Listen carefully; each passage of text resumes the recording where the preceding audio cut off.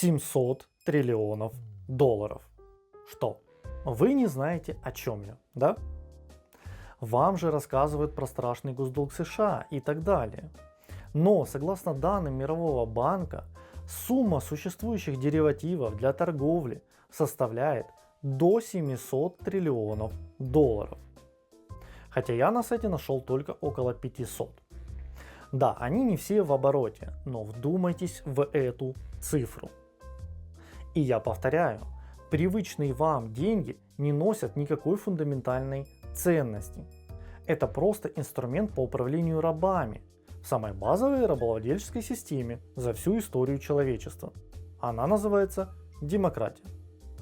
Поэтому, если вы не смотрели мой ролик под названием «Адам спит, бедность народов», то ссылка как суслик. Вы ее не сразу видите, но она там есть. А я перейду к другому величайшему обману в истории, о котором вы действительно знаете только ложь. А помните финансовый кризис 2008 года? Знаменитый фильм «Игра на понижение» с Майклом Бьюри о кризисе. Это все полный обман. Это отвод ваших глаз от самого преступления руками преступников. Вся информация из открытых источников, но толпе это не надо. В фильме показано, как главные герои поставили на падение рынка, а многие крупные банки, как JP Morgan, Citigroup и другие, понесли большие потери. И пострадали ужасно, как и все простые смертные.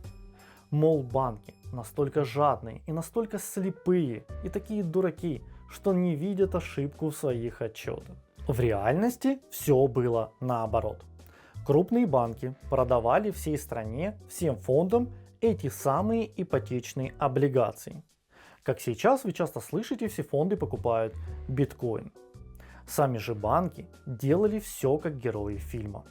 Они скупали CDO, то есть бумагу о том, что произойдет банкротство этих самых облигаций, которые они продали населению и фондам. То есть людям продали облигации, а сами заключили сделку, что облигации рухнут. Продавала всем банкам эти бумаги CDO страховая компания AIG. Когда наступил кризис и банкротство по всей стране, AIG не смогла выплатить долг банкам по этим CDO.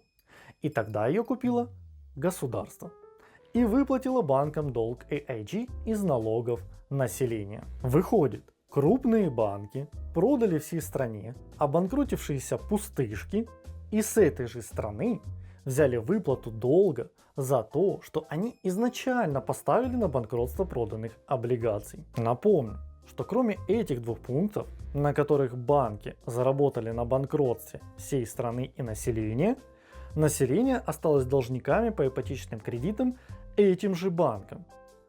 То есть на этом якобы банковском кризисе сами банки сделали трехкратную прибыль, как минимум. И речь идет о триллионах долларов.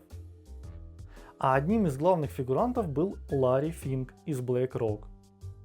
Это мне очень напоминает одно старое убийство журналиста в Украине, но об этом мы как-нибудь потом. Гениально то, что это все в открытом доступе, но об этом почти никто не знает, потому что фильм «Игра на понижение» распиарил крупные банки как жертвы и пострадавшую сторону, а не как организаторов.